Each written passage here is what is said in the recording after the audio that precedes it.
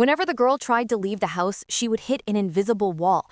After countless attempts, she finally realized the truth. She no longer belonged to that world. She had become a lost soul. Her once warm home was no longer hers. New families came and went, never seeing her, though they always felt her presence lingering in the air. She thought she would be trapped there forever, until one day, a boy her age moved into the house. As always, the family's cat was the first to notice her. While taking off his shoes, the boy accidentally triggered a hidden compartment in the closet. Curiosity made him open a red photo album he found inside. On the very first page, a name was written, her name. The yellowed photographs recorded her life, page by page, but the last page was blank. When he tried to flip back, the album slammed shut by itself. The boy had no idea that she was the one who closed it. He just thought the album was strange. Then, a ring slipped silently from between the pages and fell to the floor. The next morning, as he got ready for school, a sharp pain in his foot made him notice something, the same ring. Its green stone shimmered faintly, as if some unseen force was calling him to wear it. With trembling hands, he slid the ring onto his finger, and in that instant, the girl appeared before him. Startled, he realized that every time he wore the ring, she appeared. Panicked, he threw it away, but curiosity won. He reopened the album and saw her face again, the same girl from the photographs. The ring began to float gently in the air. When he felt sure it meant no harm, he put it on once more. This time, the girl pleaded softly, asking him not to remove it again. He introduced himself, and his calm sincerity convinced him he wasn't dangerous. From that moment, the boy had a new roommate, one only he could see. It took him an hour to accept that reality. But this story isn't about their meeting. It's about how it all began. Before the house, before the ring, there was a day when everything was still whole. The day a girl broke one small rule inside an old museum. A tour guide speaks to the students of Spectral Valley High School inside an old museum. Among the crowd, one curious girl notices a small note that says, "Do not touch," beside an ancient stringed instrument. Her eyes gleam with curiosity. She glances around, making sure no one is watching. Just as her hand is about to touch the strings, her teacher calls out her name, telling her to listen to the guide. The girl pauses and pretends to pay attention. When the teacher and guide get busy explaining, she seizes her chance. With a swift motion, she plucks the string with one finger, then smiles to herself, proud for breaking the rule. The group moves on to the next section of the museum. A boy walking beside her asks, "Why did you have to touch that instrument?" The girl replies casually, "It looked old and beautiful. I just wanted to feel it." The boy sighs, clearly used to her stubborn nature. As they walk further, the girl spots a door with a sign that says, "Do not enter." She smirks mischievously and invites him to join her. But the boy refuses. "Why do you always want to do the exact thing that sign forbids?" She scoffs, "You're such a coward." Without waiting, she opens the door and slips inside. The boy shakes his head and walks back to the group.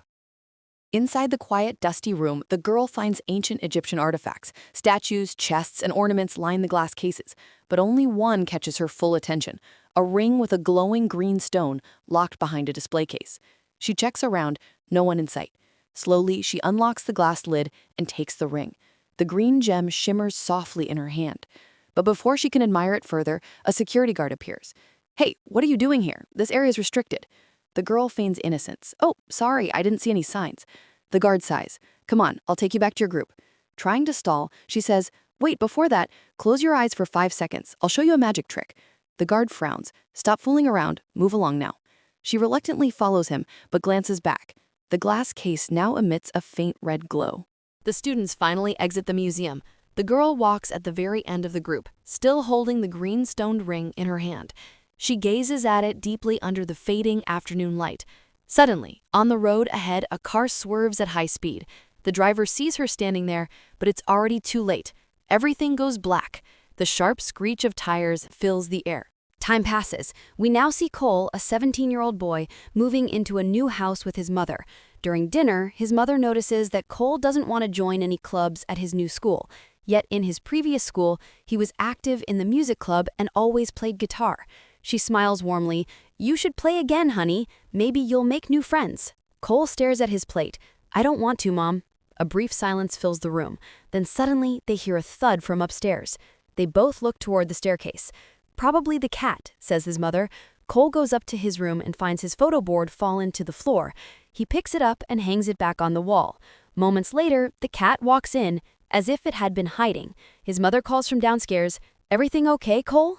"Yeah, all good, Mom." But behind him, the same girl from the museum now stands silently beside his bed. Cole doesn't see her. He turns and leaves the room. The girl whispers softly, "No one can see me, except the cat." The next morning, Cole heads to his new school. In English class, Mr. Porter, their teacher, assigns a reading of The Great Gatsby. When it's Cole's turn to answer, he admits, "I haven't read it yet, sir." But Mr. Porter notices that the book on his desk is filled with notes. He knows Cole is lying. The teacher simply smiles. "All right, maybe next time you'll actually read it." The class ends quietly. As everyone leaves, Mr. Porter stops him. Looking at Cole kindly, he says, "You know, I used to be like you. Quiet, distant, pretending not to care. But life gets boring that way, son." Cole lowers his gaze and says nothing. During lunch, Cole eats alone at his table. Suddenly, a classmate approaches him, Lydia. She looks serious. "Someone dead is influencing your life," she says bluntly. Cole almost chokes, then laughs. "You can't be serious." Lydia doesn't smile. "My grandpa owns the only supernatural bookstore in town. You should drop by. Maybe cleanse your aura?" Cole stares blankly, unsure what to say. Then Lydia pulls out her phone, opens her own YouTube channel, and without hesitation, subscribes Cole's phone to it. Cole just gives an awkward smile. They continue eating together, the air between them oddly warm yet strange. That night at home, Cole sits in his room. He gazes at an old photo, himself as a child with his father, who once taught him how to play guitar. Since his father's death, Cole has never touched a guitar again. Lost in thought, he kicks his shoes into the closet. Then, click, a hidden compartment opens, revealing a dusty old book. Cole pulls it out, blows off the dust, and opens the first page. It's a photo album belonging to someone named Beatrix Jenkins. He flips through each page, photos of a girl growing up through the years. The background of those photos looks exactly like his room, but the last page is blank, as if her story had stopped there. While staring at her final picture, the album suddenly slams shut. Startled, Cole glances around. Behind him, the same girl stands silently whispering, "That's private property." He turns, but no one is there. He tries to reopen the album, yet it keeps closing by itself. Then something drops to the floor, a ring with a glowing green stone. Cole doesn't notice it. He simply sets the album aside and goes to bed. The next morning, Cole gets ready for school. While putting on his shoes, he steps on something hard. He looks down. It's the same ring. The green stone gleams faintly under the sunlight. Without much thought, Cole tries it on. It's too small for his ring finger, so he slides it onto his pinky. Instantly, a shadow appears behind him. The girl, Beatrix, leans over his shoulder. Cole gasps and falls backward, eyes wide. He pulls the ring off, and she vanishes. He puts it on again, she reappears. Takes it off, gone. Again, she returns. He repeats it several times, half amazed, half terrified. Finally, he sits on the floor, staring at the ring. "Am I losing my mind?" he mutters. But then the ring floats slowly into the air. Cole watches, frozen in awe and fear. He reaches out, grabs it, and, with trembling hands, puts it back on. This time, the girl fully materializes in front of him. "My name's Bee," she says softly, "and I'm the ghost haunting this house." Cole is speechless. Bee continues, "The last thing I remember, I was hit by a car. When I woke up, I was back in my room, but I couldn't leave the house. I can touch objects, but not living things. Then I realized I'm a ghost." She looks down, then back at him. "No one could see me until you."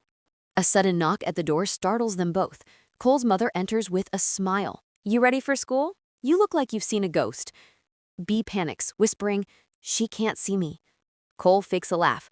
"Yeah, I'm fine, Mom. Just daydreaming." His mother nods. "All right, don't be late." When the door closes, Bee looks at Cole curiously. "You go to Spectral Valley High, right? I used to go there too." Cole sighs, still in disbelief. "I'm leaving," he says, taking off the ring. "When I'm back, you'll be gone." Bee smiles mysteriously. "We'll see. You'll get used to me." Cole shakes his head, grabs his bag, and walks out. Bee stands by the window watching him leave. "I'll be waiting," she whispers softly. The next day at school, Mr. Porter announces that enrollment for the fall talent show is now open. Cole doesn't seem interested. He just wants to go home. Later that evening, he finds his mother watching an old video, footage of young Cole playing guitar with his late father. Her smile slowly turns into tears. Cole stands silently beside her. That night, he goes to his room and puts the green ring back on. But this time, B doesn't appear. Cole frowns, glancing toward his closet. Slowly, he opens the door. And suddenly, B steps out through the door panel. Cole nearly screams, but B bursts out laughing. "I was just kidding," she teases. Cole exhales, half annoyed. "That's not funny." B tilts her head. "You should be happy. You've got a pretty girl in your house." Cole rolls his eyes. "You're a ghost, B." B grins playfully. "Still pretty, though." Cole can't help but chuckle. He sits down at his desk. "Could you please not bother me? I've got homework to do." B pouts, then fades away. "You're no fun." The next morning, Cole's mom greets him cheerfully. "I'm glad you've made some friends. I heard you talking last night." Cole freezes, then forces a smile. "Yeah, online friends." His mom nods, opening the kitchen cupboard. But then the salt shaker floats up by itself and lands softly on the table. Cole's eyes widen in panic. B appears behind his mom, grinning proudly. "I just helped her find the salt," she says, proud of herself. Cole blurts out, "Mom, you should really cut down on salt. It's bad for your blood pressure." His mom blinks, surprised. "Why are you suddenly so concerned?" Cole stammers, "Just because." B snickers quietly while Cole rushes upstairs. Once the door closes, he turns sharply to B. "Listen, I'll keep this ring on, but promise me you won't mess with my mom." B crosses her arms. "I was just helping." "Promise, B."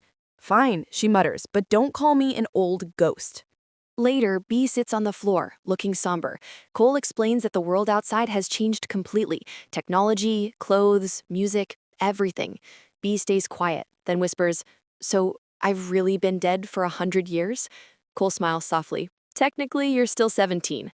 B gives a faint laugh, but her eyes glisten. "I can't feel that world, Cole, but I want to see it." As she speaks, her hand passes right through the window glass. Cole stares, astonished. "Wait, you can go outside?" B gasps, pushing her hand further through the open air. No resistance. Cole looks at the ring, realization dawning. It's the ring. It's binding you here. B's eyes light up. "Then, let's go out." For the first time, B steps outside the house. She looks up at the bright blue sky, eyes wide. It feels free. Cole smiles. "Come on, let me show you the city." They walk through the park. B sees a group of teens taking a selfie. "What's that?" she asks. "A selfie," Cole explains, "like a self-portrait, but on a phone." B laughs in amazement. They keep walking, passing cars, modern buildings, and a child flying a drone overhead. "The world is magical," she whispers. Cole offers, "Want some ice cream?" B shakes her head gently. "Not fair, you can taste it, I can't." Over the next few days, Cole introduces her to modern music and pop culture. B starts teaching him to dance, though he keeps tripping over his own feet. "Move like this," she laughs, holding an invisible rhythm. Cole grins awkwardly. "I'm terrible at this. You just need to believe," she says softly. That night, B stands by the window watching airplanes pass across the night sky. Cole walks over. "You like planes?" B smiles wistfully. "There weren't many back then, but I wanted to be a pilot someday. Guess that's impossible now." Her voice trembles. "At least, I want to see one up close." Cole gazes at her, a warmth building between them that neither can explain. But suddenly, B's hands start fading. Cole snaps back to reality. "I should go to bed." As he turns to leave, B whispers, "Can I come to school with you tomorrow?" Cole chuckles. "They're setting up for the Halloween party. I doubt they need a real ghost haunting them." B grins slyly. "We'll see." The next day, Cole arrives at school, and to his surprise, B actually came along. She walks through the hallways, eyes wide with nostalgia. "I used to sit on those stairs," she says softly. Cole tries to keep her from being noticed, but B is too excited, floating here and there, admiring the posters and modern uniforms. Soon, Cole meets Lydia, all dressed up for the Halloween party. "Hey, Cole," Lydia greets. "You ready for tonight?" Before Cole can answer, B appears beside him, asking jealously, "Is she your girlfriend?" Lydia frowns. She can sense something strange around him. Both B and Lydia speak at the same time, confusing Cole completely. He finally removes the ring, and B disappears. Lydia spots the ring. "Nice ring. Can I see it?" Cole quickly hides his hand. "Just something I found at home." He walks away before she can ask more. Inside the music room, B is already there, playing the piano. She turns to him with a smile. "Come on, play with me." Cole hesitates, then grabs his guitar and joins in. For the first time, the two share a world of their own, a harmony between life and death. Meanwhile, at her grandfather's bookstore, Lydia digs through old archives. She finds an entry about the lovers' rings, a legendary pair of rings from the 1920s, forever binding two souls in love. But if one dies, their spirit remains cursed, trapped between worlds until both rings are reunited. Lydia's face pales. That must be B. That evening, Cole and Bee sit in the living room. Cole opens up about his father, how they used to play music together, and how a sudden heart attack took him away. Bee listens, eyes glistening. "I don't even know why I'm still here," she says softly. "I just know I never got to say goodbye." Outside, children laugh and shout, trick-or-treating with glowing pumpkin buckets. Bee whispers, "I died on Halloween too." Cole smiles faintly. "Then let's make this Halloween better than the last." Cole takes Bee to the city. They walk into a grand building where a Gatsby-themed party is taking place. As the doors open, Bee's eyes fill with awe. Jazz music, golden lights, and elegant 1920s dresses surround her. She looks at Cole. "You did all this for me?" Cole smiles. "You deserve it." Suddenly, someone bumps into her, spilling a drink on her dress. Both freeze. Bee has materialized. She's real. They look at each other in disbelief. Cole whispers, "You're alive." Bee laughs through her tears and hugs him tightly. They dance under the golden chandeliers, lost in the rhythm of the past and the present, and when the music slows, they share a gentle kiss. For a moment, time stands still. After the party, they walk outside under the quiet night sky. Cole takes her hand and leads her to a small cemetery near an airfield. Bee looks around. "You brought me to a graveyard?" Cole smiles. "Look up." A plane descends, its lights gliding across the sky. Bee's eyes fill with tears. "Finally, I got to see one up close." Cole kneels before her. "Anywhere else you want to go?" Bee shakes her head. "Nowhere else, except here, with you." But then, her hand slips through his. She's fading again. Cole panics. "Bee?" Bee smiles gently. "Looks like my time's almost up." The next day, Lydia calls Cole to the bookstore. She shows him an ancient book detailing the curse. "Cole, the ring is cursed. The ghost bound to it can return only on the night of their death. If the other ring isn't reunited before sunrise, she'll vanish forever." Cole stares. "So Bee came back because it was Halloween night?" Lydia nods, "And the other ring will be auctioned tomorrow at the Ancient History Museum in New York." Cole's voice trembles. "If it's sold, we'll never know where it goes." Lydia looks at him gravely. "Then you need to return it before it's too late." That night, Bee waits at home, glowing with joy. She decorates the room with fairy lights and a small stage. When Cole walks in, she smiles. "Play me one of your songs." Cole hesitates, then picks up his guitar. He performs a soft tune, a song about a pair of shoes, separated but always searching for each other. Bee watches, tears in her eyes. When the song ends, she claps softly. "It's beautiful, just like you." Cole blushes. "It's silly." Bee shakes her head. "My mom used to say, 'Life is short, so before we leave, make some noise.'" Cole chuckles. "Maybe next time I'll play for you again." Bee smiles. "Promise me you will." "Promise," he says. But he can't bring himself to tell her about the curse.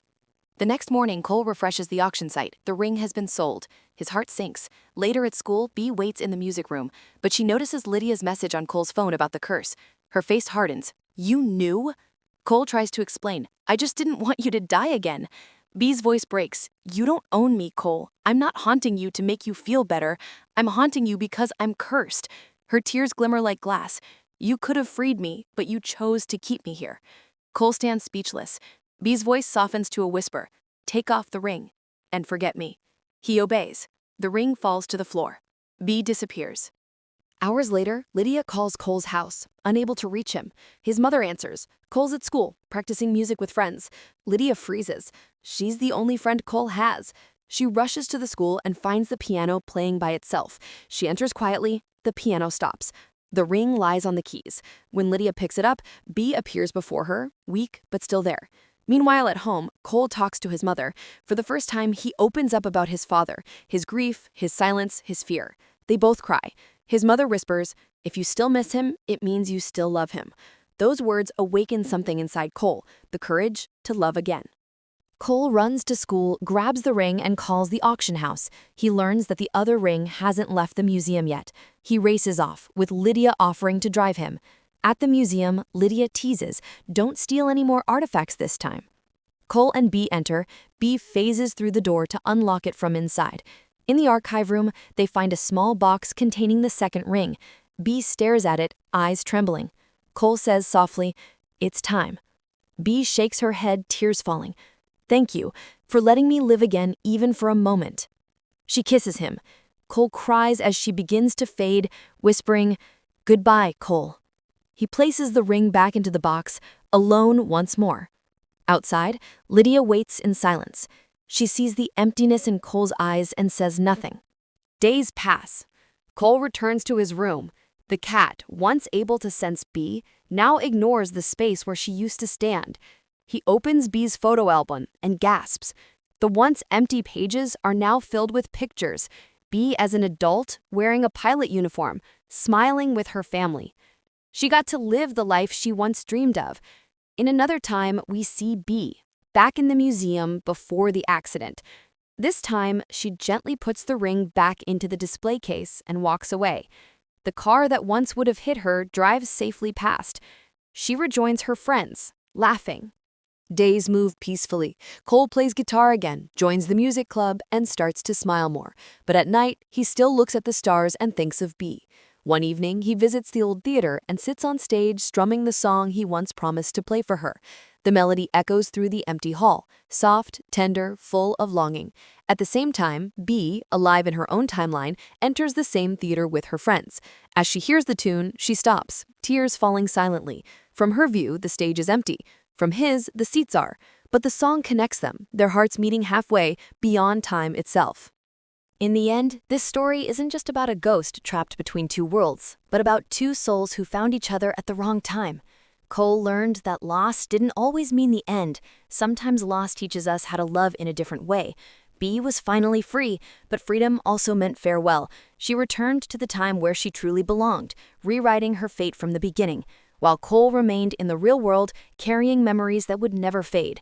They were separated by time, yet bound by one thing: music. And by a promise that never truly ended, that true love needs neither body, space, nor time to find its way back again.